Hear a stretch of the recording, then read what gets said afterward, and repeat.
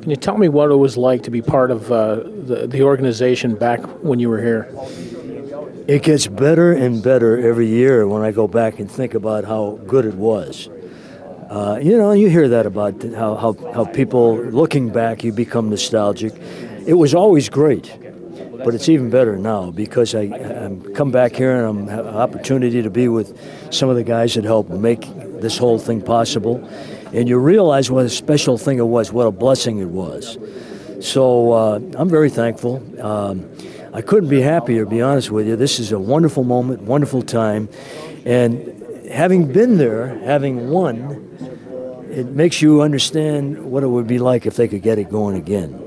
And I think they will. I know the senator is committed, and I know the people in the organization who work so hard behind the scenes, and you never see or hear them, but these people are going to make something good happen. I got a good feeling in my heart, sooner or later, something good is going to happen. But back then, it was the best. It really was. It was fun. Never thought of it as being work, even though we had 18-hour days. If I had to do all over again, I wouldn't have done it any other way, believe me. When you look at the broadcasting side of it, whether it's basketball, football, baseball, any sport, every broadcaster is always looking for that trademark. Growing up in Milwaukee in the 60s, 70s, even into the 80s, two things I should say, still ring in my head. Bango and rainbow jumper. Can you talk about that a little bit? Well, of course, the rainbow jumper was the phrase that I used to describe Johnny Mac's jump shot. Because it literally, if you go back in the history of the game, there are very few fellas that I can think of that had more of a picture textbook shot than John. Brian Winters, very, very similar. So I was always looking for new ways to be innovative Sure. and to create so that the fans would grab onto something. So I came up with the rainbow jumper, and then when he started hitting that rainbow, Jay, in big situations, I had to come up with an exclamatory phrase, and the word that stuck out in my mind was bango.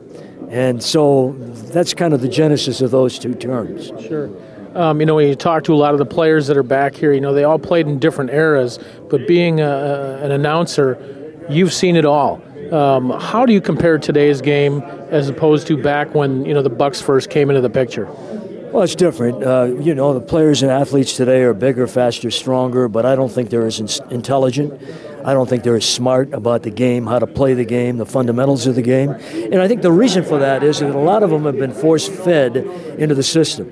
We had a period where they were jumping from high school into the pros, have another period where they're waiting a year and coming in. So it's almost like taking a young person and taking them from algebra to calculus. Sure. And missing the steps in between. Sure. You can't expect them to be as, the IQ and the intelligence to be the same.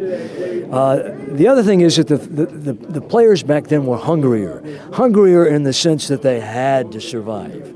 They had to make a dollar, and there wasn't a lot of that money. It started to get bigger, and there were a few superstars, and I think that's a term that is grossly overused.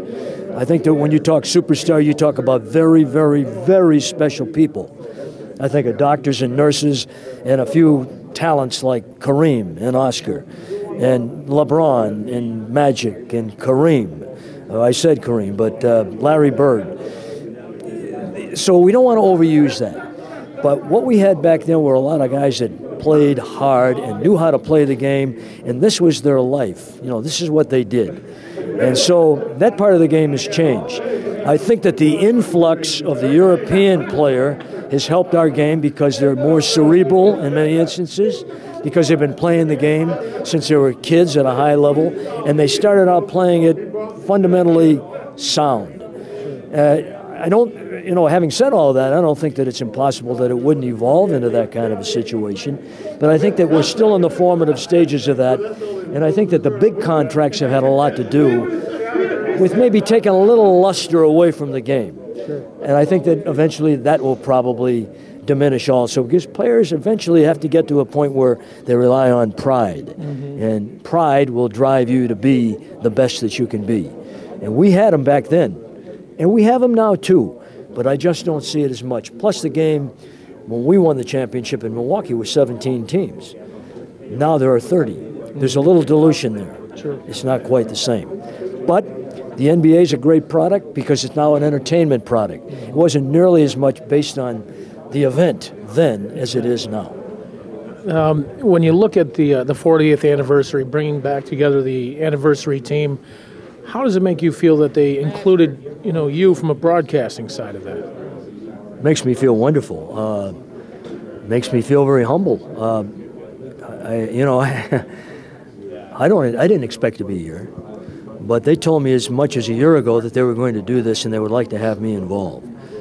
I'm very thankful. These people gave me my start in my sports broadcasting career. I was a disc jockey before this, and no one would give me an opportunity to do what I knew I could do best. And a couple of the board members from the Milwaukee Pro Sports at that time heard me speak one night, and they were the ones that recommended that I be the guy, because I was already working for the team as a publicity guy. And they recommended they give me an opportunity rather than bring some guy from New York or Chicago in here to do these games.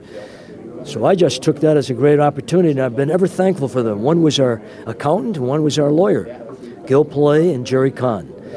And so my break never even came from people in the industry, because you know how tight that can Sure. be. And you got to cut the herd in that business.